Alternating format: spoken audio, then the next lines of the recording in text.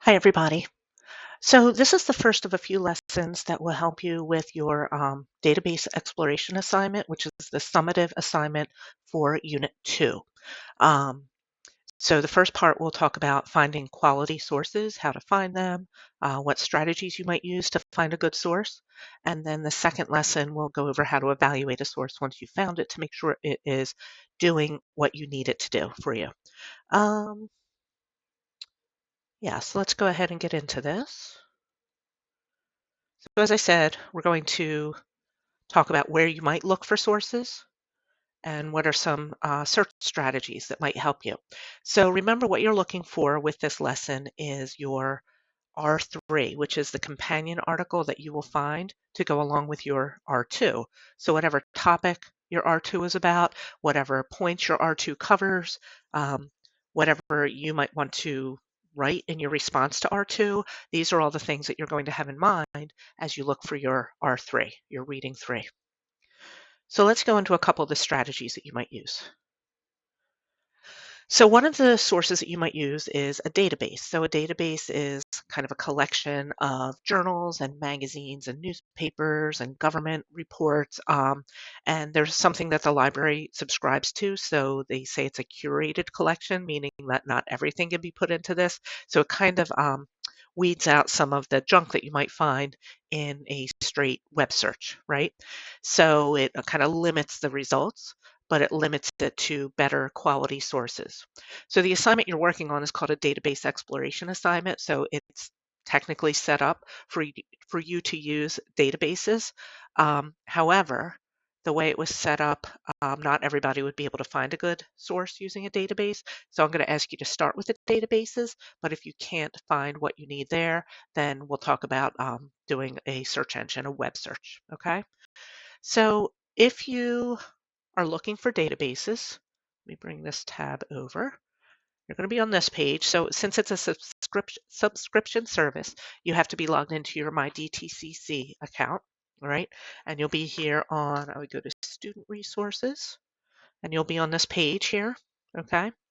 And the databases will be under the Library tab, all right? There's a lot of good resources here. Ask a librarian. Here's all the databases. Here's some other information from the librarians. They are the ones who do this all the time. They know their stuff. So if you're ever having struggles with your research, the library might be a good place to go to ask for help.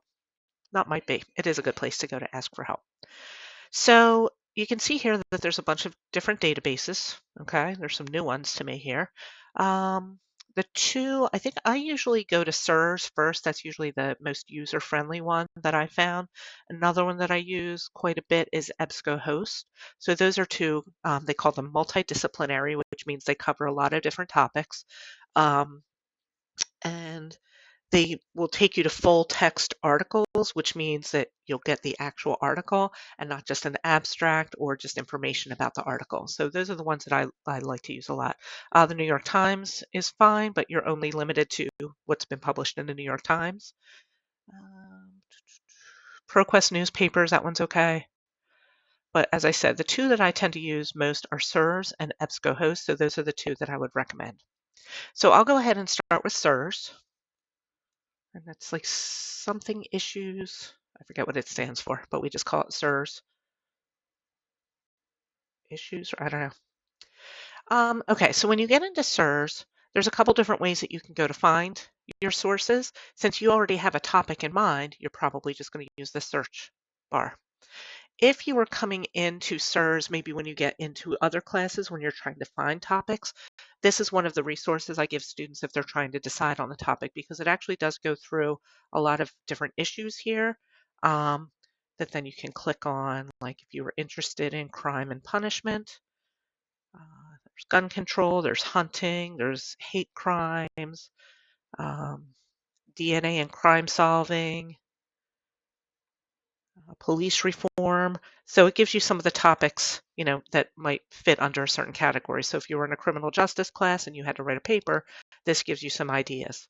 If you were in your nursing classes, maybe, um, I mean, some of these aren't necessarily related to nursing, but concussions, cancer, healthcare, beauty pageants, not nursing, but it's an interesting topic, food safety. All right. So if you're ever in a situation where you don't have a topic to write about and you're looking for a topic, SIRS is a really good place to go to just browse some of the issues that are out there. Now, I'm not saying that all of these issues or topics would be appropriate for every paper you're working on, but it's just a starting place. Okay. Now, again, since we already know what topic we're working on, so you have your R2, you know what topic it's about, you could just use this search bar here to look for something. Okay. Um, so I'm just going to use the sample paper topic, which is surveillance.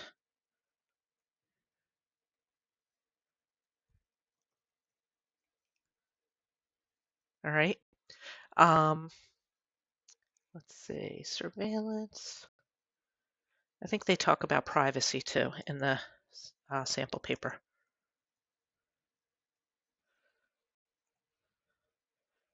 All right. So national security and privacy, technology and privacy, student privacy. It looks like these are giving us the broad um, issues here. Privacy in the workplace. Okay, so now we're getting into some of the articles here.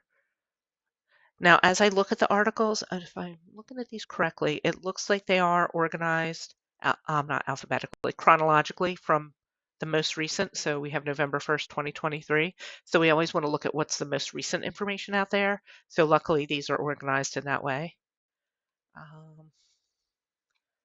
Surveillance threat. So, like, here's one that looks kind of interesting. Eyes on the poor, cameras, facial recognition watch over public housing, I'm guessing is what it says. There it is. Yeah, public housing. Okay. So, that looks like a pretty good one. So let me show you what I would look at here. Now, since it's a database, we know it's coming from a pretty authoritative source, right? So databases are weeding out some of the nonsense. We would look at where it was published. So the Washington Post is a pretty trustworthy source. These are some of the things that I kind of know just looking at it because I've been doing this a long time. I'm going to show you how to figure this stuff out later. In this first read through or this first kind of decision making step, whether this is going to be a good quality article for you or not, you want to think about what are some of the kind of gaps in R2. Like think about your R2 that you've read and annotated and you did your argument breakdown. You kind of understand the major points that the author's making. What are some of the points that you maybe want to challenge? What are some of the points where maybe they didn't cover it in as much detail and you think you need more detail? What are some of the points they should have covered but they didn't in their R2? Okay. These are some of the things that are going to help you decide on what your R3 should be. All right. You want to find an R3 that's going to help you with one or more of those issues. So the R2 was, bring it over here from the sample paper. Now this is the sample paper, so this is a finished product, right? So we want to kind of think back to when this student was planning their paper. All right, I know it's a little bit of a stretch, but bear with me.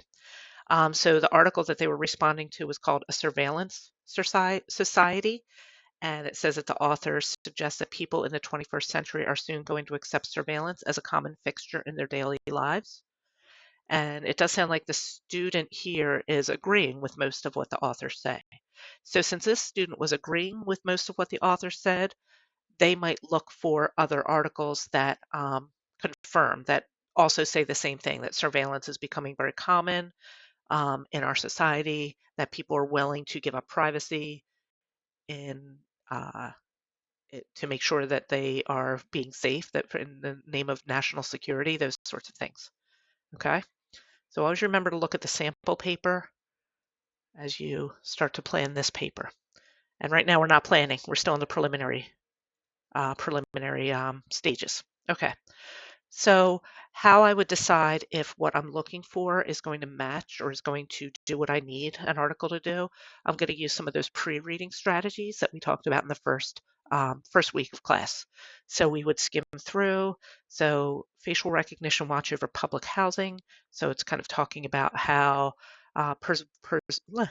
Powerful and pervasive surveillance systems impose an outsizing level of scrutiny on some of the nation's poorest citizens. So this is talking about how it affects different demographics. Housing agencies are purchasing them with no guidance or limits on their use. All right. So this sounds like, that I'm getting an idea for what might be in this article.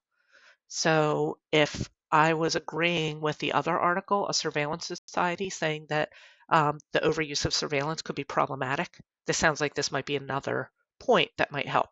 Okay. So I'm always thinking about, is this going to help me in responding to the other article? Okay. The previewing, the other thing that we do is maybe skim and just read the first line or so of each paragraph. So when they installed the new surveillance system, local officials promised it would help tamp down a gang war menacing the forgotten Steel Town. But residents of Steubenville public housing soon learned the cameras were pointed at them. One man was filmed spitting in a hallway. After the cameras caught her lending her key fob to an unauthorized guest, Melanie Otis was threatened with eviction. Public housing facilities across America, local officials are installing a new generation of powerful and pervasive surveillance systems. Okay, we read that. Cameras equipped with facial recognition scan everyone who walks past them looking for people barred from public housing. U.S. Department of Housing and Urban Development has helped facilitate the purchase of cameras through federal crime fighting grants. No data is available on how often the cameras are used for this purpose. The agency never intended its safety and security grants to be used to punish residents. All right, so it does sound like this could be a useful article, right? But we still want to think about, this is a possibility. We don't want to automatically grab the first article that has potential. I mean, you may want to, but that's not a good thing to do. All right. So if that's the case, if you're like, okay, this is a possibility, there's a couple things that you can do. You can save it to your Google Drive here. You could print it. All right. You can email it to yourself.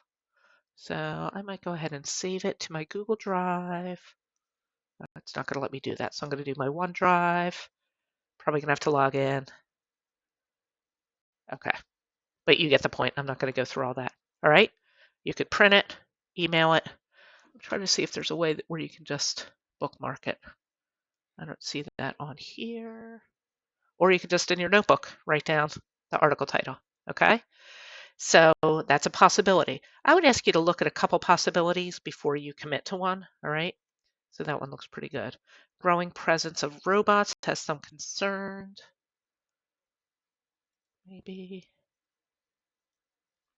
Clear wants to scan your face at airports. Privacy experts are worried. Right? Actually, it doesn't. It looks like they aren't going chronologically backwards because this is January 7th, 2024. So again, Washington Post again, but we'll talk about that. Replacing its iris scanning and fingerprint. Biometrics. A turn to facial recognition may lead to increased risk of surveillance and reduced privacy for travelers, privacy advocates say. All right. Oops. Didn't mean to do that. Why privacy advocates are concerned with Clear's facial recognition technology. All right, so that sounds promising. So again, I would skim. Next Gen Identity Plus. Begin facial recognition in 2022. So this also sounds like it confirms what the original article said, the surveillance society. Okay, so it has potential. But again, I'm just going to put it on the back burner as a possibility after I skim through, right? Save it, print it, write down the title, okay? So that's one possible way to find articles. So let me go over to the document that you're going to be completing for me. Here it is. So a couple of the questions that you're going to answer on this document, all right? So first of all, it's what resource did you use? So if it's a database, which one? So if I do use one of those articles, I would write SIRS database, okay? If I'm going to show you some Google searches, if it was Google, I would do Google. I would write Google there. Why did you choose this resource? Okay, So why did I choose SIRS instead of Google? Why did I choose Google instead of SIRS? So the benefits of using a database would be that it sorts out some of the junk and it focuses only on kind of resources or sources that are selected by the database managers, and it's a subscription service, and not everything can be included on the database. So it's a little bit more trustworthy information. Search engines, it's going to give us more hits, more results, but we have to then be a little bit more careful in sorting through those. All right, so I'm going to show you that in a minute. All right, search terms that were used to look for the secondary article, please list at least 3. So maybe I would say surveillance, privacy, and I try to use at least 3. All right, surveillance, privacy, cameras. Okay. So what search terms did you use to find your article? Okay. Let's go ahead and have a look at Google and how the same thing works on Google, or whatever search engine you prefer. All right, so my preference is Google, but you can see some of my things that I've been looking at here. All right, so we want to do surveillance. I cannot spell this word. And privacy. And security, maybe. All right. So you can see that a lot of times the first thing that comes up when we do a Google search will be ads for surveillance companies, right? So that's not going to be a good source for us. We have some scholarly articles here. Now, the thing about scholarly articles is that they are very highly credible, but they're not always that useful to us. Let's have a look and see what comes up here. All right. 310 pages. I don't know if you want to read 310 pages. You really don't need, it looks like this is like a whole book, right? You don't need that for what you're doing here. Okay? So I'm just going to click right out of that because I don't want to read 300 pages. Let's see what this one is. Looks like another, this is a journal article, 2008. So that looks a little dated to me. The original article I think was 2011, so I don't really want to, and in all honesty, I don't want to use articles that are that old anyway. Privacy and security in video surveillance.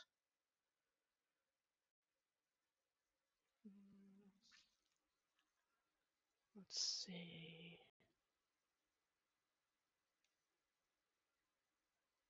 31 pages.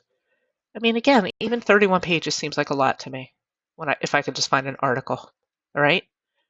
So those are just the first few that came up under scholarly articles. There might be others, but in my humble opinion, I would just scroll down and try to find an article of a couple pages instead of 30 pages, right? For this project. Okay, here's the ACLU, privacy and surveillance. There's nothing there. That's not an article. Oh, never mind. Strike that. It's not much though. Okay, so it's just like 4 paragraphs. That's not what we're looking for. We're looking for something a little bit more in depth.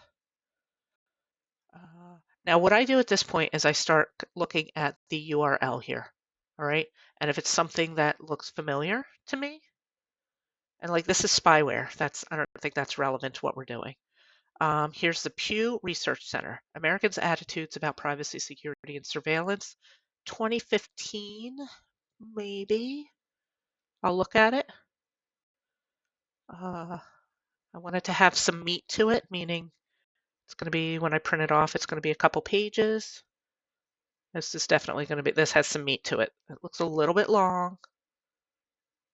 Oh, and look, it's going on pages and pages. So again, for the project we're doing here, we don't need to get into anything that in depth. So I'm looking more for like magazine, newspaper articles. Brookings, possible.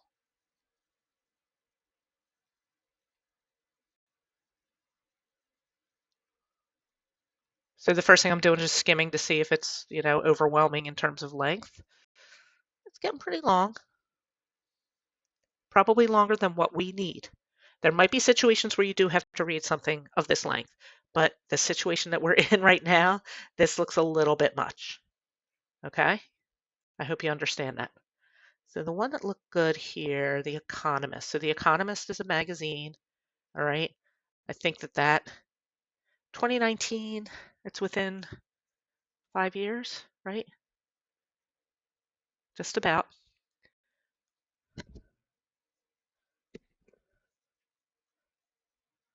The worst. Now, here's when I see that happen, there's a paywall. What I would do, I don't really have to do it, is I would write down that article title and see if I can find it in the database. If it looks like something that might be useful to me and I want to have a closer look at it, I would write down the article title or copy and paste it somewhere and see if it's in the database. Okay? I don't think I have the database still open, so.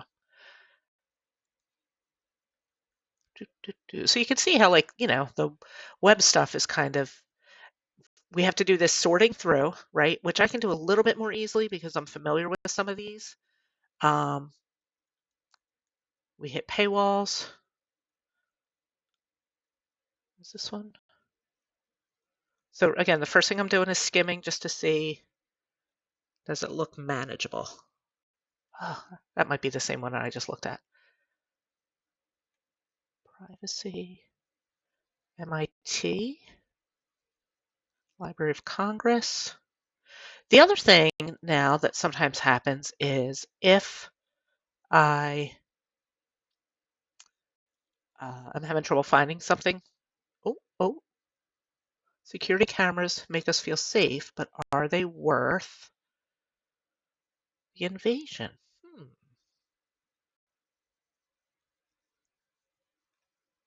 See how far I had to scroll down to find this? But this looks like it has some promise. I'm just, again, okay. Not super long, like if we went to print it off. File, print. 1, 2, 3, 3 pages. All right, so not overwhelming. So then we look at whether the content is actually going to help us, right? Security cameras make us feel safe, but are they worth the invasion? High cost to our privacy. Fascinated by webcams. Force myself to weigh the potential privacy cost of this seemingly innocuous surveillance gadget against the benefits. And he decided, this is a tech person, decided to unplug his camera. San Francisco is about to embark on a citywide surveillance experiment. The privacy experts warn could set a dangerous precedent. The city will put into effect its new camera ordinance, which is aimed at helping the police investigate crimes. And this was in 2022. Yep. In the past, the police could request recorded footage from the owners of internet cameras, or they could ask the tech companies for the data. After more than a dozen interviews with privacy experts, academics, I've concluded the ordinance's near-term impact on consumer privacy will be minimal. San Francisco's camera ordinance serves as an important lens through which to examine these questions. All right, this looks pretty good. Okay. So if this is the one I wanted to go ahead and work with, there we go. I would put, which resource? I used Google. Why did I choose this resource? To find more possible articles than are available on databases. The drawback was that there were a lot of useless articles to sort through. All right, what search terms did I use? I forget what search terms I used. Surveillance and privacy and security.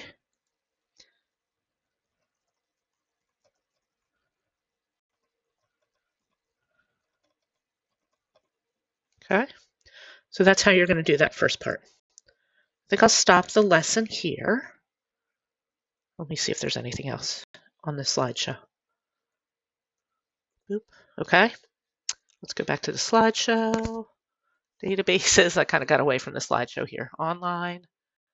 All right, some things like how to search. One thing to do is maybe have a list of search terms that you might want to use, but then also look for synonyms and related keywords. So if you get in a situation where I almost got into on the Google one where I started to say if I really can't find anything, I might go back up to the search bar and try some related terms. Okay. Um, I didn't have to do that, but that's something like if you get stuck and you're not finding anything, that might be a way to get around that. The other thing that you want to make sure that you know how to do is use things like using and so that it looks for all. So that's what I did. I did surveillance and privacy and security. Um, we could do surveillance and prive. I could do an asterisk there, and it's going to look for private, privacy, anything that starts with priva and like any ending. Here I could do national security, and it's going to look for that phrase in particular. And it doesn't like that.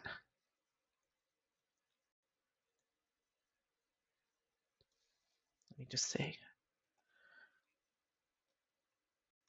Privacy.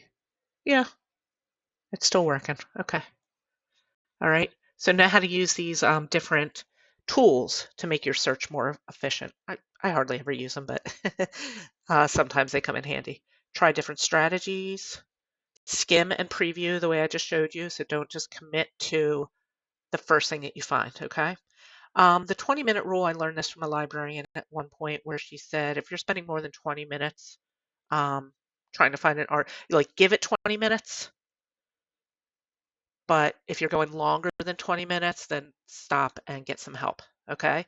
So, we want you to try different strategies and try different resources and just give it your best effort.